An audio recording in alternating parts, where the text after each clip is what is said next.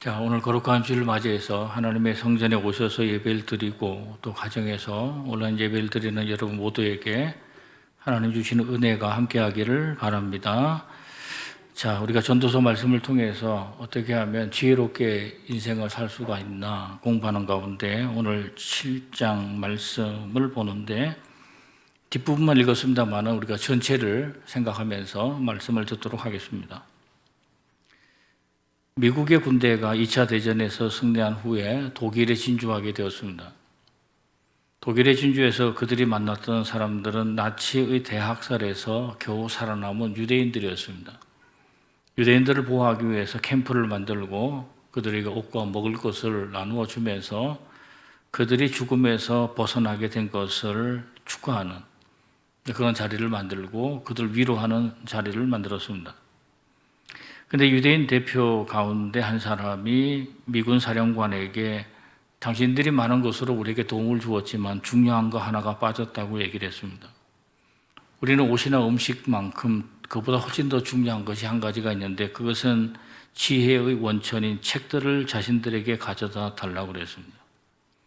그러니까 유대인들이 중요하게 생각하고 있는 지혜의 원천으로서의 책은 세 가지인데 하나는 구약 성경입니다. 또 한 가지는 구약 성경을 시대에 맞게 해설하고 있는 미슈나라는 것을 그들의 지혜의 원천으로 가지고 있고 또 한 가지는 그것을 좀 더 쉽게 사람들이 알아들을 수 있도록 해석했던 탈무드 이 세 가지를 가지고 그들이 지혜로운 삶을 살려고 노력을 하고 있었다는 얘기입니다. 유대인들은 이 세상 곳곳에서 흩어져 살고 있으면서 학대를 당하기도 하고 또는 박해와 학살 가운데서 그들이 그것을 이겨내고 이 세상에서 가장 위대한 민족을 이룰 수 있었던 것도 아마 이러한 책들을 통해서 그들이 지혜롭게 산다는 것이 어떤 것인지를 알았기 때문이라고 볼 수 있습니다. 유대인들에게 있어서 지혜롭게 산다는 것은 뭘까? 그것은 다른 사람들보다 조금은 더 똑똑하게 산다는 그런 정도의 의미가 아닙니다. 유대인들에게 있어서 지혜라고 하는 것은 우리가 나중에 성경의 본문을 읽어보면서 알 수 있겠습니다만은 목숨을 걸고 구하는 것. 이 세상에 있는 어떤 것들보다도 가장 귀한 것을 그들의 지혜로 알고 있었다는 것입니다. 우리가 전도서 말씀을 읽으면서 1장부터 6장까지는 주로 솔로몬이라는 사람이 인생을 보면서 느꼈던 절망에 대한 얘기들이 많이 나와 있습니다. 오늘 7장에서는 솔로몬이 지혜로운 일들을 우리에게 소개하면서 지혜가 얼마나 우리의 삶에 소중한 것인지에 대해서 알려주고 있습니다. 오늘 우리가 본문의 말씀을 읽지는 않았지만 앞부분을 보면 무엇이 솔로몬을 통해서 우리에게 준 지혜의 말씀인지 하는 것을 알 수가 있는데 제가 간단하게 몇 가지 예를 소개하도록 하겠습니다. 1절의 말씀을 보시면 좋은 이름이 좋은 기름보다 낫고 죽는 날이 출생하는 날보다 나으며 좋은 이름이라는 것하고 좋은 기름이라는 것을 이제 비교해서 설명하고 있는데 보통 사람들은 자기에게 유익을 준 어떤 물질을 좋아하고 또 눈에 보이는 것을 더 좋아하지만 여기에는 눈에 보이지 않는 것에 대해서 더 가치를 두고 있는 것을 알 수 있습니다. 좋은 기름이라는 것은 이스라엘 백성들이 올리브라는 기름을 얘기하고 있는데 올리브라는 기름이 이스라엘 백성들에게 얼마나 많이 사용이 되었는가. 여자들이 화장품으로도 올리브 기름이 사용이 되었고 또 피부의 건조를 막고 의약품으로도 이 올리브 기름이 사용이 되었고 또 성전에 불을 켤 때에도 올리브 기름을 통해서 그들이 성전에 불을 밝혔다고 볼 수도 있고 또 사람이 죽게 되면 그 고인에 대한 마지막 예우로 사용하는 것도 올리브 기름입니다. 그러니까 사람들이 생각할 때 이 세상 우리가 가지고 있는 물질 가운데 가장 귀한 것은 올리브 기름인데 그것보다 더 귀한 것이 있는데 그것은 사람의 이름이다 이렇게 얘기를 하고 있습니다. 왜냐하면 올리브 기름이라는 것은 일시적으로 사용하는 거지만 좋은 이름은 영원하다. 그리고 좋은 이름을 얻는다는 것은 그 사람이 의로운 삶을 살아야 얻게 되는 고귀한 평판이다. 그러니까 우리가 이름이라는 것은 단순하게 어떤 사람을 부르는 이름 자체를 의미하는 것이 아니고 그 이름을 부를 때 그 사람에 대해서 사람들이 느껴지게 되는 평판까지도 포함한 거라고 볼 수 있는 거예요. 그러니까 사람이 어떤 좋은 이름을 얻었다고 하는 것은 그 사람이 의로운 삶을 살고 선한 삶을 살아야지만 가능한 일이기 때문에 기름이 아무리 귀하고 중요하다고 하지만 사람이 죽을 때가 돼서 나이가 들어 좋은 평판을 얻고 이름을 얻는 것만큼 중요하다고 볼 수가 없다. 그런 얘기입니다. 아마도 솔로몬이 나이가 들어서 이 전도서의 말씀을 쓰게 되면서 자기 또한 그렇게 생각했던 것 같아요. 내가 태어나는 날보다 죽는 날, 그리고 내가 가지고 있는 이 이름이 정말로 하나님 보시기에 사람 보기에 복된 이름이 되었으면 얼마나 좋을까 하는 생각으로 이런 생각을 했던 것 같습니다. 또 그는 이런 얘기를 하고 있어요. 죽는 날이 출생한 날보다 낫다. 일반적으로 죽음이라는 것은 뭐 슬픈 것, 절망스러운 것, 이 세상에 있는 인연을 맺고 있는 사람들과 그 인연을 끊고 다른 세상으로 가는 것이라고 생각을 하는데, 솔로몬이 죽는 날이 출생한 날보다 낫다. 그것은 우리가 일반적으로 생각하는 것은 출생하는 날이 죽는 날보다 낫다는 생각을 사람들은 일반적으로 가지고 있습니다. 왜냐하면 어떤 시에 그 사람이 태어났는가, 시간에 태어났는가에 따라서 그 사람의 운명이 결정되어 있다는 뭐 사주팔자적인 풀이를 하는 사람도 있고, 또 한 가지는 그 사람이 태어날 때 어느 집안에 태어났게 됐는가, 부잣집에 태어났는가, 아니면 권세 있는 집안에 태어났는가, 아니면 뭐 교양 있는 부모 밑에 태어났는가, 뭐 이런 것들이 사람들에게 중요해서 좋은 가정에서 태어난 사람, 그러니까 출생한 날에 어디에서 태어났는가가 그 사람의 인생의 많은 부분을 차지하고 있다. 다른 사람들보다 이미 한 걸음은 더 앞서서 출발하는 것과 마찬가지다. 그래서 사람들은 출생하는 날을 굉장히 중요하게 생각합니다. 그러나 솔로몬은 앞에서도 말했던 것처럼 인생을 잘 살았느냐라고 하는 것이 우리에게는 훨씬 더 중요하다는 거예요. 우리가 하나님의 심판이라는 것을 생각하면 내가 어디서 태어났는가, 언제 태어났는가 하는 것보다도 내가 일평생 다 살고 난 이후에 내가 죽는 날이 내게 있어서는 훨씬 더 중요하다 하는 얘기를 여기서 하고 있습니다.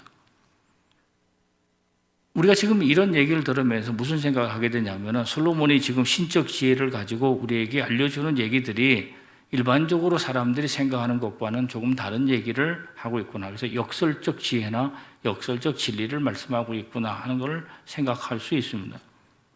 2절 말씀 보시면은 초상집에 가는 것이 잔치집에 가는 것보다 나으니, 뭐 다 아는 것처럼 잔치집이라는 것은 뭐 혼인의 잔치와 같이 즐거움이 가득한 곳이고 여러 사람들이 음식을 먹고 떠드는 장소를 의미하고 있다. 초상집이라는 것은 가족을 다른 사람으로, 다른 세상으로 보내는 슬픔과 아쉬움이 많은 장소이다. 너무 슬퍼서 사람들이 그저 꼭 가야 되는 사람이 아니면 가는 것도 꺼리는 장소인데, 솔로몬은 초상집이 잔치집보다 낫다 하는 얘기를 하고 있습니다. 그 이유에 대해서 설명하는 것이 4절에 나와 있는데, 4절 말씀 보면 지혜자의 마음은 초상집에 있으되 우매한 자의 마음은 혼인집에 있느니라. 제가 가끔은 성도님들과 같이 장례식장에 가게 될 때에 하는 말씀 가운데 하나는, 우리가 장례식에 가서 고인의 영정사진을 보면서 꼭 물어보는 질문이 있는데, 그것은 고인이 도대체 이 세상에서 몇 세를 사시다가 돌아가셨는가를 묻게 된다. 그거는 산술적으로 80을 살았으면 뭐 잘 살았구나, 또는 60을 살았으면 일찍 갔구나, 그런 의미를 묻기 위해서 하는 것이 아니고, 결국은 우리도 이와 같이 죽는데 내 나이와 그분의 나이를 비교하면서 내게는 얼마나 생명이 남아있겠구나 하는 교훈을 얻으려고 한다는 것입니다. 그러니까 우리가 초상집에 가서는 한 사람의 죽음을 생각하면서 반드시 동시에 내 삶을 생각하게 돼 있다는 거예요. 내 남은 삶은 어떤 것이고 앞으로 나는 어떻게 살아야 할 것인가를 생각하는 기회를 가져다 준다. 그러므로 초상집에는 지혜자들이 찾아가게 되고 우매한 자들은 육신을 즐기는 잔치집을 찾아가게 된다는 얘기입니다. 그리고 또 지혜가 우리의 발걸음을 옳은 길로 인도해 준다는 얘기도 하고 있어요. 5절 말씀입니다. 지혜로운 사람의 책망을 듣는 것이 우매한 자들의 노래를 듣는 것보다 나으니라. 지혜로운 사람은 자기에게 아첨하는 소리를 듣는 것보다는 진정으로 책망하고 충고하는 소리에 귀를 기울이기를 더 좋아한다는 얘기입니다. 그리고 또 지혜라는 것이 우리에게 마지막을 생각하게 해준다고 그랬습니다. 8절 말씀이에요. 일의 끝이 시작보다 낫고 참는 마음이 교만한 마음보다 나으니. 보통 사람들은 이제 시작을 중요하게 생각한다고 제가 앞에도 말씀을 드렸어요. 그러나 이 일의 끝을 늘 생각하는 사람이 되어야 한다. 우리가 성경의 말씀을 보면은 시작이 좋았던 사람들이 여럿 있는데 그 중에 대표적인 사람은 탕자입니다. 많은 재물을 가지고 많은 희망과 기대를 가지고 다른 나라를 떠나게 되니까 그의 시작은 다른 사람들보다 앞서 있었던 사람이지만 그의 마지막은 결국은 빈털터리가 되어서 나타나게 되는 거다. 그러나 요셉의 경우에는 그가 애굽의 땅에 내려갈 때에 종의 신분으로 내려가고 노예로 팔려가게 되면서 아무것도 가진 것이 없었지만 시련을 이기고 거기에서 총리가 되었다 하는 걸 생각해 보면 지혜로운 사람은 마지막 끝을 생각하면서 살아야 된다는 얘기입니다. 어제 저녁에 제가 한 미국 사람이 하는 설교를 듣게 되는데 1시간 동안 설교를 하시는데 제가 그분의 설교를 가끔 듣는 이유는 젊은 사람이어서 발음이 좀 다른 사람보다 더 똑똑하기도 하고 또 한국 사람 귀에는 좀 발음이 잘 들려서 영어로 들려도 그래도 어느 정도는 이해할 수가 있기 때문에 이제 그분 말씀을 듣게 되는데 요즘에 이제 미국에서 한창 사람들에게 센세이션을 일으키고 있는 젊은 목사입니다. 근데 그 사람의 설교를 들으면서 앞부분에 이제 이분이 이제 폴 워셔라고 하는 분인데 그분이 하는 설교의 앞부분을 읽어보니까 이렇게 얘기를 하고 있는 거예요. 어느 교회에 가가지고 설교를 하면서 말씀하기를 여기에 모여있는 사람들 가운데 어떤 사람들은 하나님의 심판을 받고 지옥에 갈 겁니다. 그랬어요. 여기에 있는 어떤 사람들은 하나님의 심판을 받고 천국에 갈 수 있을 겁니다. 이렇게 얘기를 했습니다. 사실은 그 얘기를 듣고 많은 사람들이 놀라게 되는 이유는 저는 장로교회는 아니지만 장로교회는 견인의 은총이라는 거 있어가지고 하나님이 한번 선택한 사람은 절대로 그들이 타락하지 않는다는 생각을 가지고 있지만 감리교는 그런 생각을 가지고 있지는 않아요. 얼마든지 타락할 수 있고 얼마든지 잘못될 수 있다고 생각을 하는 건데 이분이 그런 생각을 가지고 있는지는 모른다만은 함께 예배 드리고 앉아 있어도 천국에 가는 사람이 있고 지옥에 가는 사람이 있다.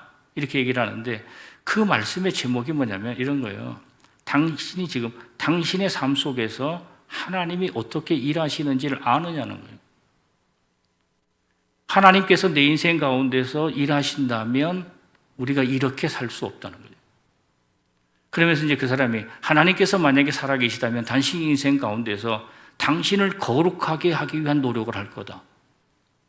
또 만약에 하나님께서 당신 인생 속에 살아계시다면 당신의 삶을 깨끗하기 위해서 하나님의 애를 쓸 거다. 또 하나님께서 만약에 당신의 삶을 정말로 천국으로 인도하기 위하여 당신 삶 속에서 움직이고 계시다면 디스플린이라고 그래가지고 훈련시키는 삶을 살게 될 거다. 이렇게 얘기를 하고 있어요. 그러면서 그분이 예화로 든 사람이 두 사람인데 한 사람은 야곱이고 한 사람은 에서예요. 에서에 대해서 이렇게 얘기하고 있어요. 하나님이 미워한 자라고 그랬어요. 야곱에 대해서 말하기를 하나님이 사랑한 자라고 얘기를 했어요. 그런데 하나님이 미워했던 에서가 받은 복을 생각해 보라고 그랬어요. 그들이 어떤 복을 받았는가? 큰 나라를 이루게 됐어요. 에서를 통해서 에돔이 생기게 되고 큰 나라를 이루게 되는 또 그도 많은 부를 얻게 되고 많은 부를 얻었어요. 야곱도 마찬가지로 많은 재물을 얻게 되고 부를 받은 거죠. 그러면 하나님께서 사랑하는 자와 하나님께서 미워하는 자에게는 어떤 차이가 있게 되는가? 딱 한 가지 있다고 그랬어요. 에서의 삶 속에는 이것 한 가지가 없다고 그랬어요. 그것은 훈련이 없다고 그랬어요. 하나님의 백성으로 만들기 위하여 그들을 훈련시키는 하나님의 프로그램이 하나도 없다는 거예요. 만약에 우리들의 인생 가운데서 정말로 하나님의 역사가 내 속에 있고 하나님이 내 인생 가운데서 워킹하느냐, 일하느냐 하는 것을 알아본다면 하나님 나를 훈련시키고 있는가?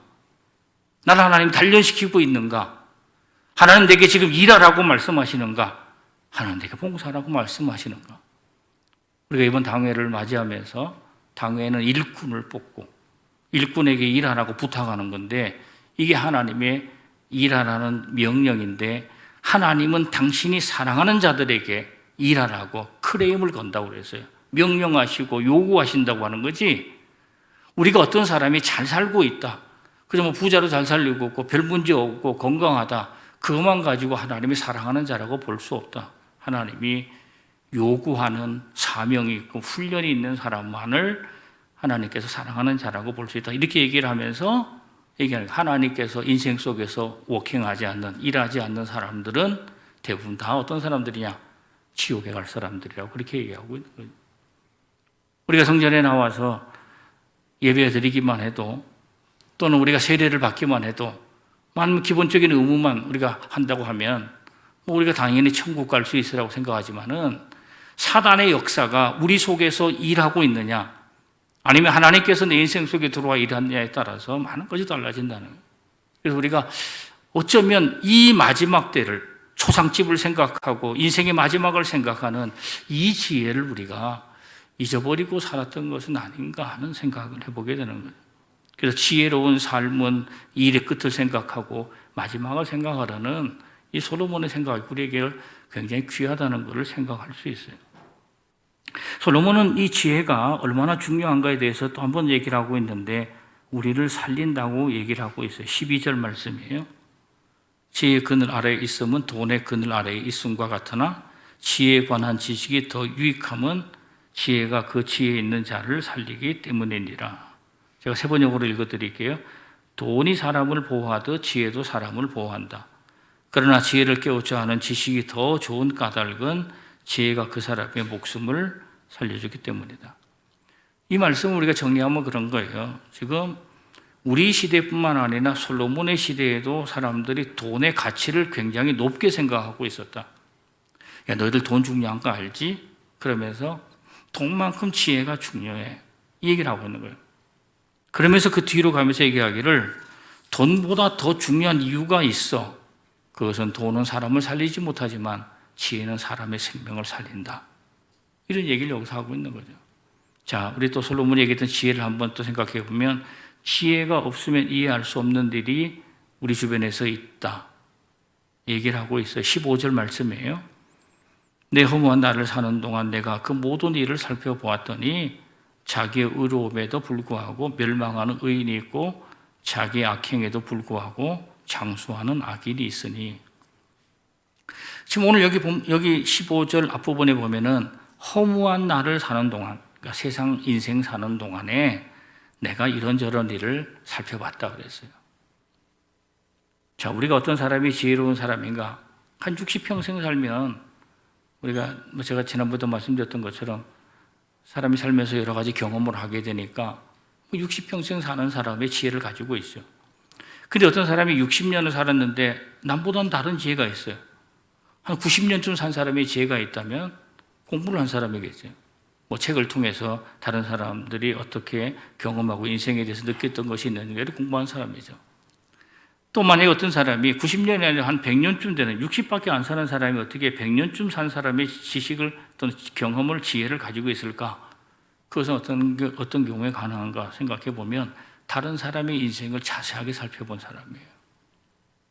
여기 지금 말씀에도 보면은 내가 세상에 있는 모든 일을 살펴봤다고 그랬어요. 그러니까 이 사람이 자세하게 살펴보면서 이상한 거 하나를 발견했는데 멸망하는 의인이 있다고 그랬어요. 의로운 사람은 하나님의 축복을 받아서 잘 돼야 되는데 왜 그들이 멸망을 당할까? 그리고 또 한 가지는 악행에도 불구하고 장수하는 악인이 있다는 얘기예요. 솔로몬이 이 문제를 가지고 굉장히 고심을 했던 것 같아요. 왜냐하면 다른 것들은 그냥 한 줄씩 한 줄씩 적어놨는데 이거는 적고나서 그 밑에다가 세 줄에 걸쳐서 자기 나름대로 하나님의 신적 지혜를 가지고 또 자기도 연구하면서 했던 얘기들을 여기다 적어놓고 있기 때문에요. 오늘날 우리들에게도 이런 문제들이 얼마나 많이 있어요.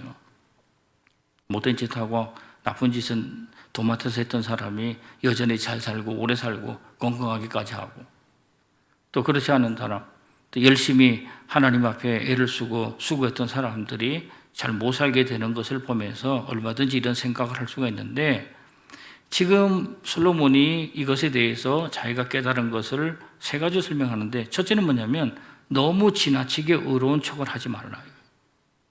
이게 무슨 뜻일까? 16절 말씀 보시면 지나치게 의인 되지도 말며 지나치게 지혜자도 되지 말라.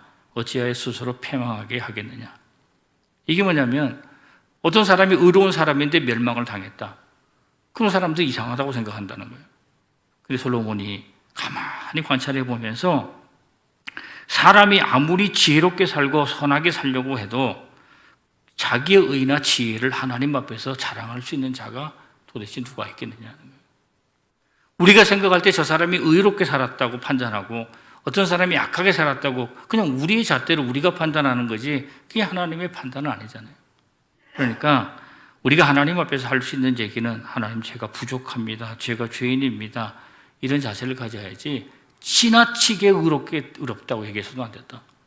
내가 지나치게 지혜로운 사람이라고 자랑해서도 안 된다. 이런 해결책 하나를 얘기하고 있고 또 한 가지는 너무 극단적이지 말라는 얘기예요. 18절 말씀 너는 이것도 잡으며 저것에서도 내 손을 놓지 아니하는 것이 좋으니 하나님을 경외하는 자는 이 모든 일에서 벗어날 것임이니라. 오늘 한국 사회에서 문제가 되는 것도 이제 극단적인 주장들이 이제 판을 치게 되면서 굉장히 어려운 문제들이 생기게 되는데 지혜로운 사람은 절대로 자기의 주장이 옳다고 극단적으로 주장하지 않는다. 그러면서 한쪽만 붙들고 앉아 있어서는 안 된다 하는 얘기를 하고 있고요. 그러면 세 번째 얘기하는 것은 사람들이 하는 말에 너무 신경을 쓰지 말라는 얘기예요. 21절이에요.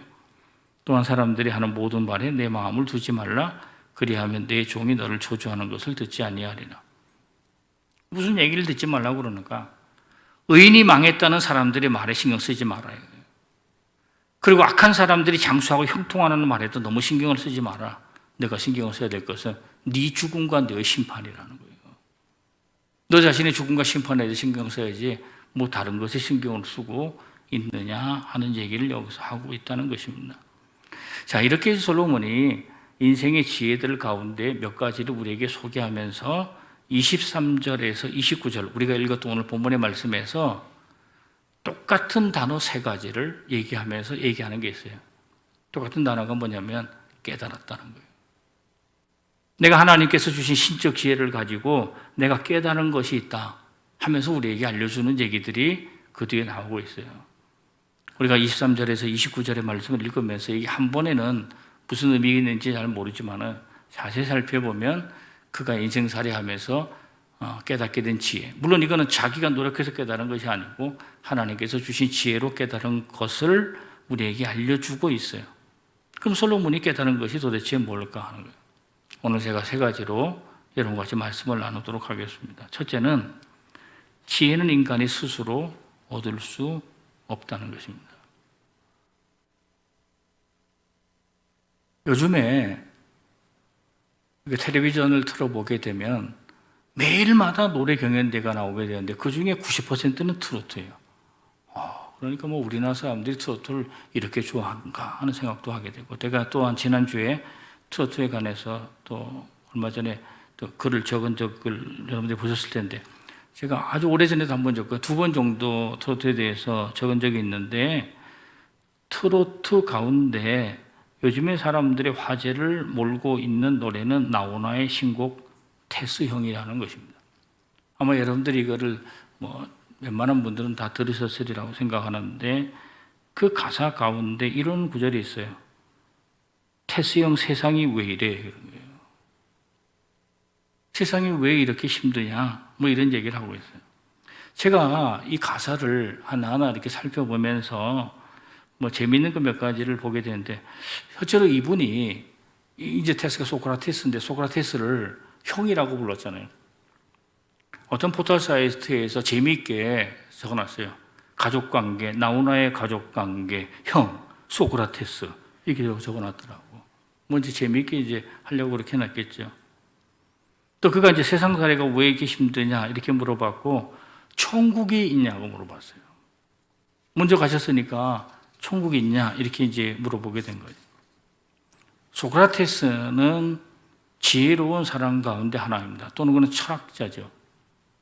철학이라는 단어가 영어로 이제 필로소피라고 그러고 또 필로소피아라고도 얘기하는데, 필로라는 단어는 뭐예요? 사랑이에요. 우리가 뭐 사랑의 종류 가운데 아가페가 있고 뭐 필로스가 있다 뭐 이런 거 할 때 에로스가 있다 이렇게 할 때 그 필로라는 거에 사랑을 얘기하고, 소피아라는 거는 지혜를 얘기하고 있으니까 지혜를 사랑하는 사람이에요. 그러니까 그분에게 지혜에 대해서 질문하는 것은 뭐 당연한 일이라고 보는 거죠. 소크라테스가 했던 지혜로운 말들 가운데 지금 몇 가지가 있는데 그 중에 이제 한 두 가지를 보니까 이런 거예요. 가장 적은 것으로도 만족하는 사람이 가장 부유한 사람이다. 훌륭한 말씀이에요. 또 그분이 했던 말 가운데 우리가 잘 아는 거, 무지를 아는 것이 곧 알매 시작이다. 그러니까 내가 모른다는 것을 아는 것이 그분이 알기 시작하는 거다. 이렇게 얘기하는 걸 보면은 뭐 이분이 보통 사람은 아니구나 하는 것을 알 수도 있습니다. 소크라테스는 그의 제자가 플라톤이고 또 플라톤의 제자뻘 되는 사람이 아리스토텔레스예요.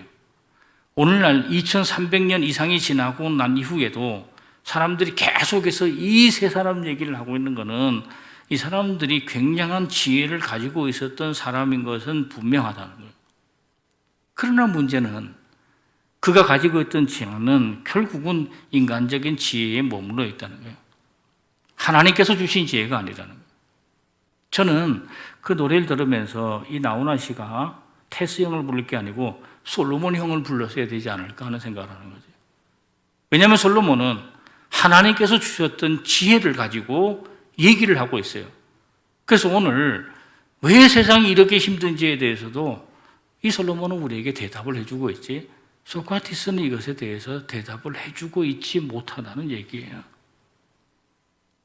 동서고금을 막론하고 가장 지혜로운 사람이 솔로몬인데, 솔로몬은 지혜로 나라를 다스리고 지혜로 영토를 확장하고 지혜로 부귀영화를 가장 많이 누린 사람이고 지혜로 잠언을 3000편이나 쓴 사람이고 노래를 1500편이나 만들었던 사람이고, 그는 이 세상에 있는 모든 분야에 대해서 가장 잘 알고 있는 사람이라고 얘기를 하고 있어요.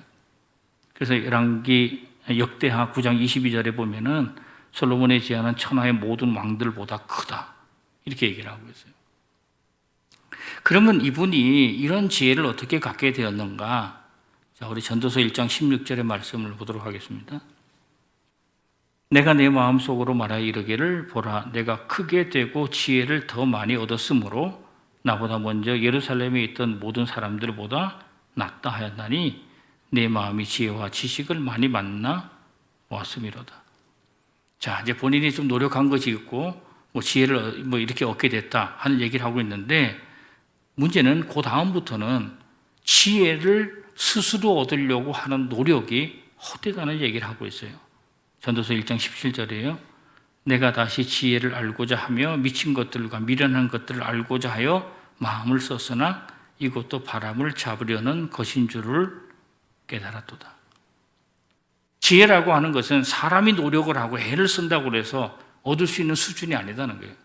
그러니까 인간적 지혜라는 것은 소크라테스나 아니면 아리스토텔레스나 이런 사람들이 자기 머리를 사용하고 인간적 경험과 지식을 통해서 얻을 수 있는 영역이 있지만은, 지금 솔로몬이 얻으려고 하는 이 지식은 오로지 하나님을 통해서 주어지는 것이지 세상 것이 아니라는 얘기를 하고 있다는 거예요.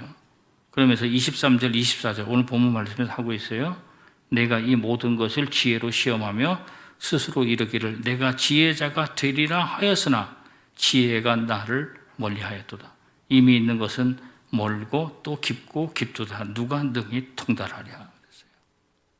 내가 지혜를 얻으려고 했다. 지혜자가 되려고 했다. 그런데 지혜가 나를 멀리했다고 그랬어요. 이런 것으로는 우리가 지혜를, 하나님이 주시는 지혜를 얻을 수 없다는 거죠. 인간의 노력으로 되는 것이 아니다. 그러니까 인간이 노력한다고 지혜를 얻을 수 있는 것이 아니고 오로지 하나님만이 지혜를 줄 수가 있다. 그 얘기를 하면서 솔로몬은 어떤 생각을 하고 있는가? 나는 하나님이 주신 신적인 지혜를 소유했다는 의미로 얘기하고 있는 거죠. 그러면 자, 솔로몬이 잠언에서 지혜라고 하는 것에 대해서 어떻게 생각하고 있는가를 알 수가 있어요. 제가 앞에서 말씀드렸던 것처럼 유대인들에게 있어서 지혜는 조금 똑똑하게 사는 거, 조금 현명하게 사는 거, 이런 게 아니에요. 목숨을 걸 만큼 중요하다는 의미로 말씀드렸는데, 잠언서에 보면 지혜에 대해서 솔로몬이 소개한 것을 보면 알 수 있어요. 잠언 8장 22절에서 25절이에요. 조금 긴 말씀인데 제가 세번역으로 읽어드릴게요. 주님께서 일을 시작하시던 그 태초에 주님께서, 이건 하나님이에요. 주님께서 모든 것을 지으시기 전에 이미 주님께서는 나를 데리고 계셨다. 이거 나는 지혜예요. 영원전 아득한 그 옛날 땅도 생기기 전에 나는 이미 세움을 받았다. 아직 깊은 바다가 생기기도 전에, 물이 가득한 샘이 생기기도 전에 나는 이미 태어났다. 아직 산의 기초가 생기기 전에, 언덕이 생기기 전에 나는 이미 태어났다. 여러분, 이 말씀 한번 머릿속에 이제 넣어두시고 그 다음 구절 한번 볼게요. 잠언서 8장 32절에 35절이에요. 그러므로 아이들아, 이제 내 말을 들어라.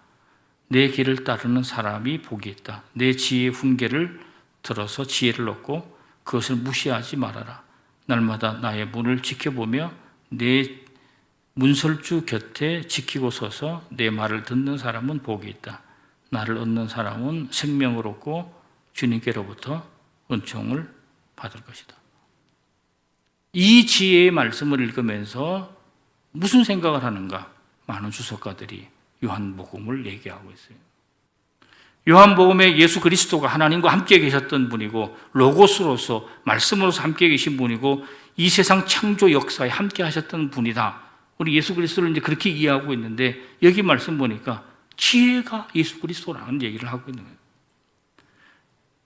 나라는 말씀, 여기 나 지혜라는 말 대신에 예수님이라는 단어를 다 넣게 되면은 이 말이 다 맞아떨어지는 거예요. 하나님께서 태초에 세상을 짓기도 전에 이미 예수 그리스도가 계셨다. 지혜가 있었다. 그런 얘기를 하잖아요. 영원전 아득한 그 옛날 땅도 생기기 전에 예수 그리스도가 세움을 받았다.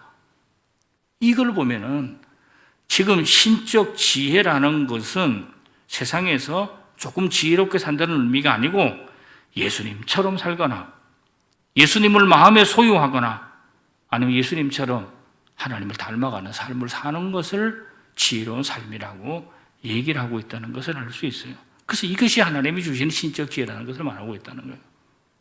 중요한 것은 도대체 하나님께서 어떤 사람에게 이 신적 지혜를 주시느냐 하는 거예요. 물론 하나님께 신적 지혜를 달라고 간구하는 사람에게 하나님께서 혹시 주실 수 있는지 모르지만은 우리가 솔로몬이 어떻게 하나님에게 이런 지혜를 받을 수 있는가 그의 모습을 생각하면 우리가 몇 가지 단서를 발견할 수가 있는데 첫째는 하나님 앞에 예배하는 자예요. 하나님 앞에 예배하는 자에게 일천번제를 드리고 난 이후에 지혜를 얻었다는 걸 생각해 보면 하나님 앞에 겸손하게 왕이 아니라 예배자로서 선 사람에게 하나님께서 지혜를 주시는구나 하는 지혜를 얻을 수가 있는 거고 또 한 가지는 하나님을 경외하는 사람들에게 하나님께서 지혜를 주신다는 거예요. 우리가 하나님이 주신 지혜의 근본은 경외다. 하나님을 경외하는 거다. 하나님을 두렵게 여기는 것이다. 하나님을 우습게 여기는 것이 아니다. 거꾸로 생각하면은 하나님을 경외하는 자들이 지혜를 얻을 수 있다. 이렇게 얘기하는 거예요. 우리가 예배를 드리면서 내가 진정 겸손한 예배자로 예배를 드리고 있는가? 또 내가 하나님을 두려운 마음으로 경외하는 사람일까? 그런 사람에게 하나님께서 지혜를 주신다는 것을 여러분들이 생각하셔야 됩니다. 두 번째로는 지혜는 어리석은 삶에서 벗어나게 해준다는 것입니다. 종교개혁자 칼빈이라는 사람은 물질 문제에 관하여 우리에게 많은 가르침을 준 사람이기도 합니다. 직업의 소명을 얘기하면서 각자의 맡은 자리에서 열심히 일하라고 그랬어요. 그래서 이 칼빈을 통해서 어쩌면 자본주의가 생겨난 것일 수도 있다고 얘기할 정도로 재물과 많이 관계된 분인데 이분이 재물을 앞에 두고 어리석은 사람과 지혜로운 사람을 구분했던 적이 있습니다. 이렇게 얘기를 하고 있어요. 거울 앞에 서 있는 사람이 있다. 거울 앞에 서 있는 사람의 특징은 자기밖에 안 보인다는 거예요. 그러니까 거울을 통해서 자기를 바라보고 자기를 치장하고 자기를 만족해하는 사람이다. 그러니까 물질을 가지고 어리석게 사는 사람은 거울을 쳐다보고 있는 사람과 마찬가지다. 근데 만약에 어떤 사람이 창문 앞에 서 있는 사람이 있다면 물질을 가지고 창문 앞에 있는 사람은 뭘 바라보게 되는가? 자기 얼굴이 보이는 것이 아니라 하나님이 창조하신 세상에 보이는 거고 하나님이 보이는 거고 물질 때문에 힘들고 어려운 인생을 살아가는 사람들이 그의 눈에 보이게 된다. 그러므로 그 물질을 자기의 만족을 위해 쓰지 않고 하나님과 이 세상에서 어렵고 힘든 사람을 위해 쓰게 된다. 그래서 어리석은 사람의 삶, 지혜로운 사람의 삶을 거울 앞에 있는 사람과 창문 앞에 있는 사람으로 비교해서 우리에게 얘기를 하고 있어요. 이 얘기를 통해서 우리가 알 수 있는 것은 지혜는 사람의 삶을 바꾼다는 거예요. 그러니까 아까 제가 말씀드렸던 것처럼 골 앞에 서지 않고 창문 앞에 서 있는 사람이 밖을 내다보면서 하나님을 보고 불쌍한 사람들을 보면서 자기 주머니를 열고 나눠줄 수 있을 만큼 삶을 바꾸게 되는 건데, 우리가 인생을 살면서 지혜를 구하는 것은 어리석은 인생을 살지 않고 행복한 인생을 살려고 하는 것이다. 솔로몬이 얘기하는 거예요. 지혜를 구하는 행복한 인생 사는 것이다. 그런데 행복한 인생을 사는 것을 방해하는 게 있다는 거예요. 그게 26절이에요. 이해가 안 되는 구절인데, 보세요. 26절. 마음은 올무와 그물을 갖고 손은 포승 같은 여인은 사망보다 더 쓰다는 사실을 내가 알아내었도다. 그러므로 하나님을 기쁘게 하는 자는 그 여인을 피하려니와 죄인은 그 여인에게 붙잡히리로다. 이게 무슨 소리인지를 잘 몰라요. 그래서 제가 이제 쉬운 성경으로 다시 한번 말씀드릴게요. 세 번역이에요. 나는 또 올가미와 같은 여자 마음이 덕과 같고 손이 쇠사슬 같은 여자는 죽음보다 더 쓰다는 것을 알았다. 하나님을 기쁘게 해드리는 남자는 그런 여자를 피할 수 있지만 죄인은 그런 여자에게 걸려두고 말 것이다. 뭔가 좀 이해가 되는 것 같은데 그래도 이해가 잘 안 돼. 그러면 공동번역을 잠깐 보도록 하겠습니다. 공동번역 26절이에요. 나는 또 여자란 죽음보다도 신물나는 것임을 알았다. 여자는 새 잡는 그물이다. 그 마음은 올감이요 그 팔은 사슬이다. 하나님께 좋게 보이는 사람은 거기에서 벗어날 수 있지만 죄인은 잡히고 만다. 이게 도대체 무슨 얘기를 하고 있는가? 제가 정리해 말씀드리면 내가 깨달은 것이 있다. 이러면서 시작하는 거예요.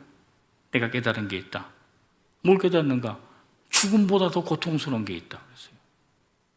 죽음이 제일 고통스러운 줄 알았는데 죽음보다 더 고통스러운 게 있다. 그것은 올가미 같은 여인이다. 그래서 올가미 같은 여인이다. 그 여인의 마음은 남자를 함정에 빠뜨린다. 그 여인의 손은 남자를 얽어매는 쇠사슬이다. 하나님이 주시는 지혜를 얻은 사람만이 여인의 유혹에서 피할 수 있다. 이 얘기를 하고 있는 거예요. 그러면 우리가 이 말씀을 읽으면서 그런 생각을 할 수 있어요. 그렇지, 솔로몬이 여자 때문에 고생 엄청 했지. 이렇게 생각할 수 있죠.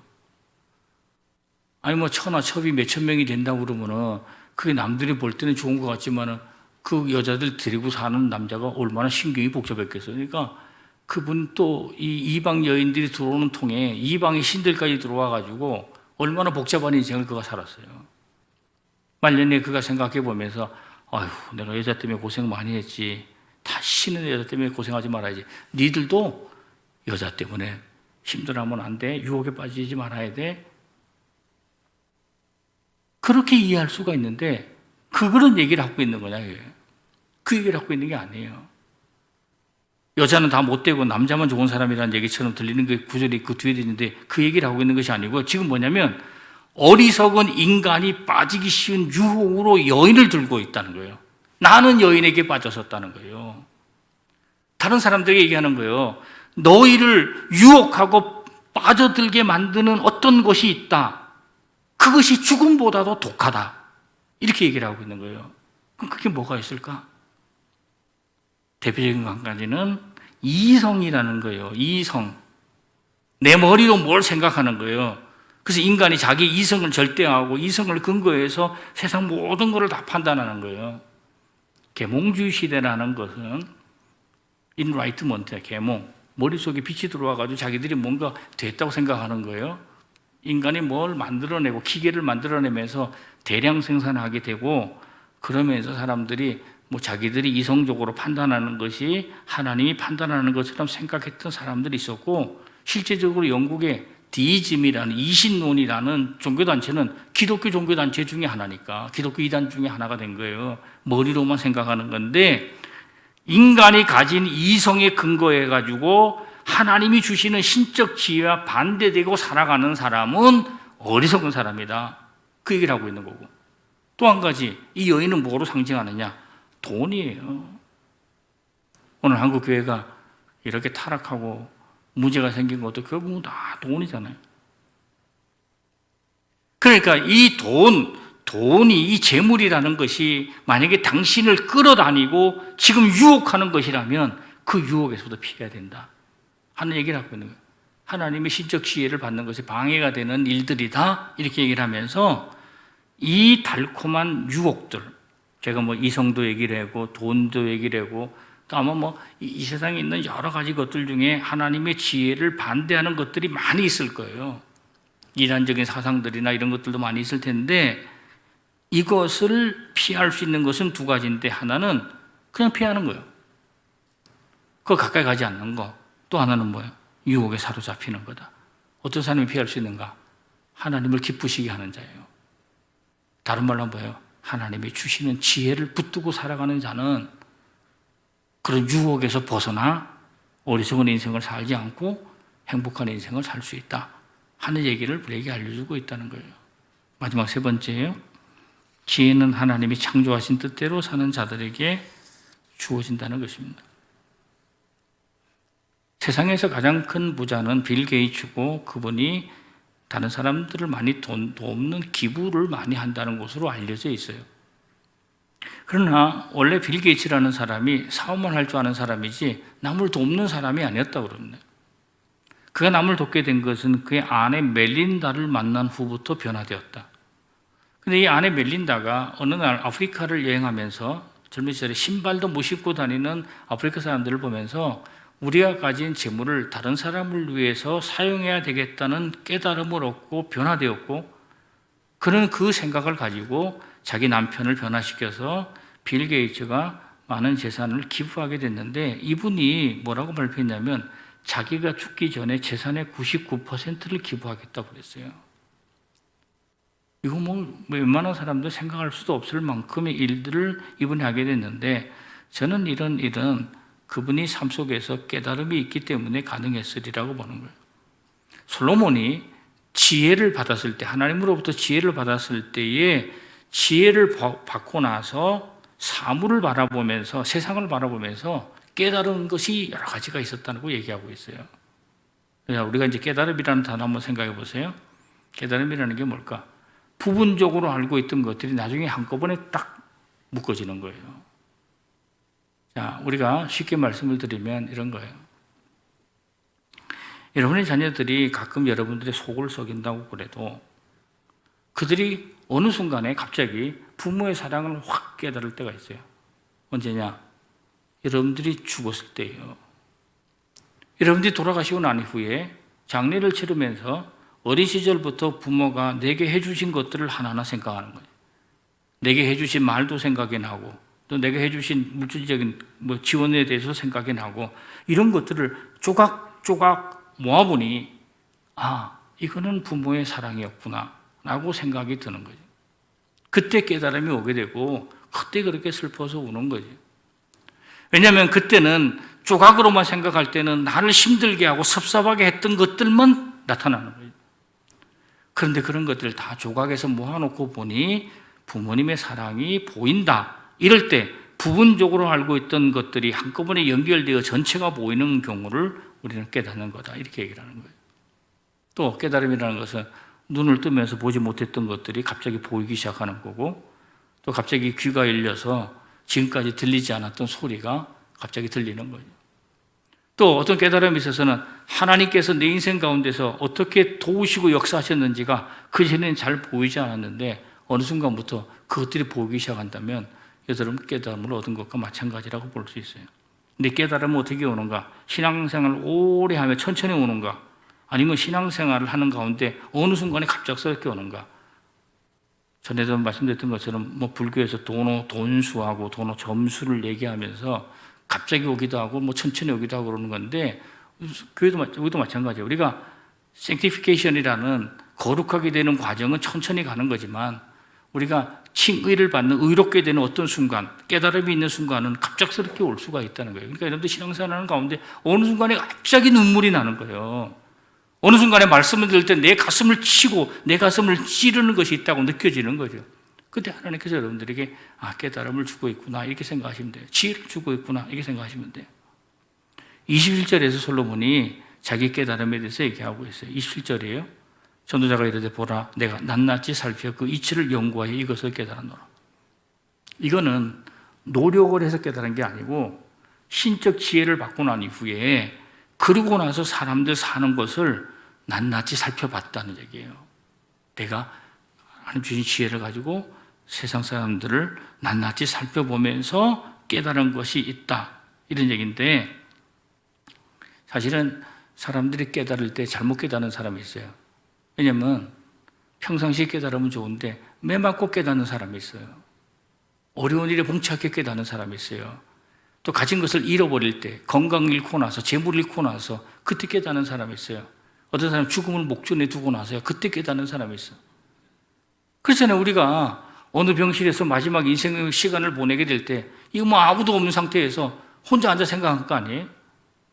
앉아서 뭔 생각을 하겠어요? 누워가지고 과거에 내가 어떻게 살았던가, 이렇게 살았던가 뭐 그것보다도 더 정신이 없으면 생각도 못 하겠지만은 그때 웬만하면 혼자 생각도 하고 뭐 듣는다 하니까 생각해 보면서 그때 아유 잘못 살았구나, 이것보다 더 원통한 일이 어디 있겠어요.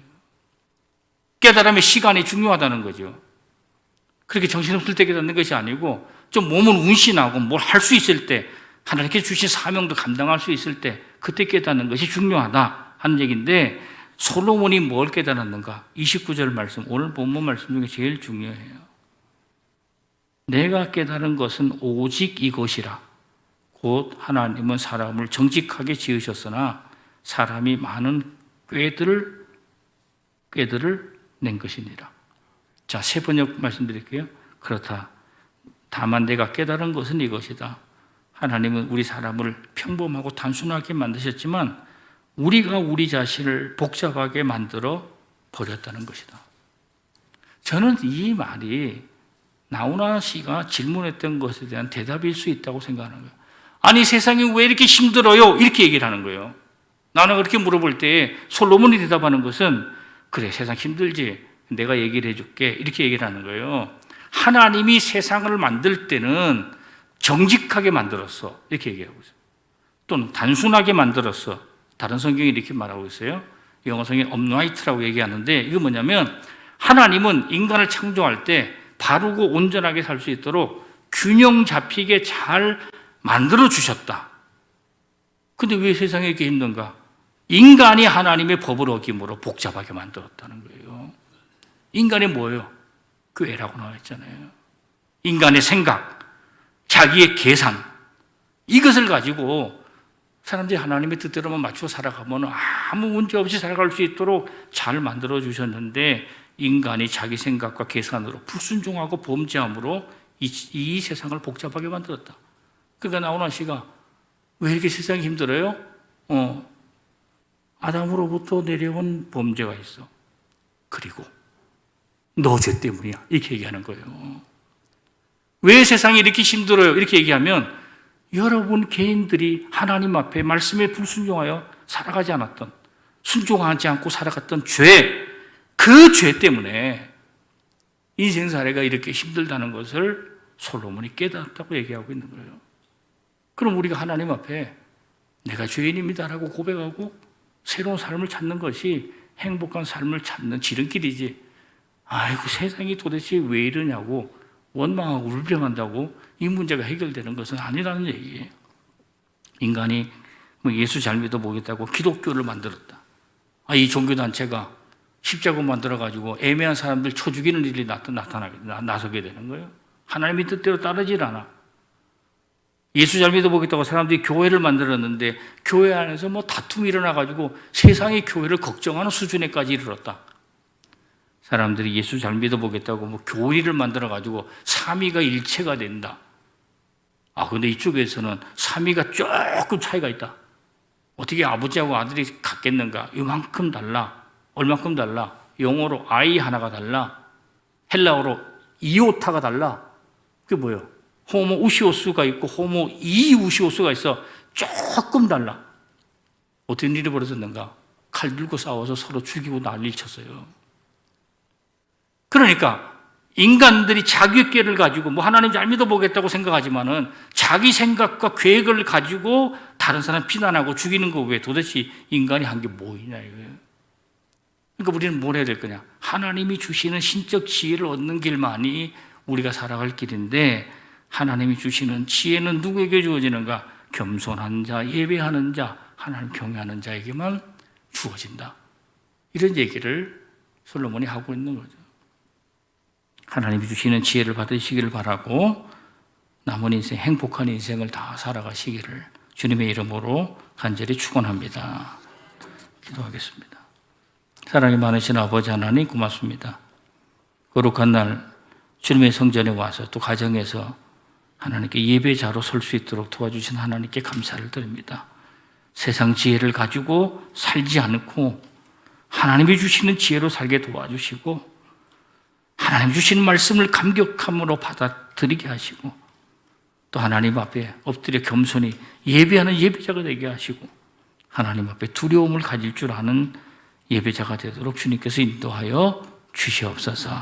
이 모든 말씀 예수님의 이름으로 간절히 기도하옵나이다. 아멘.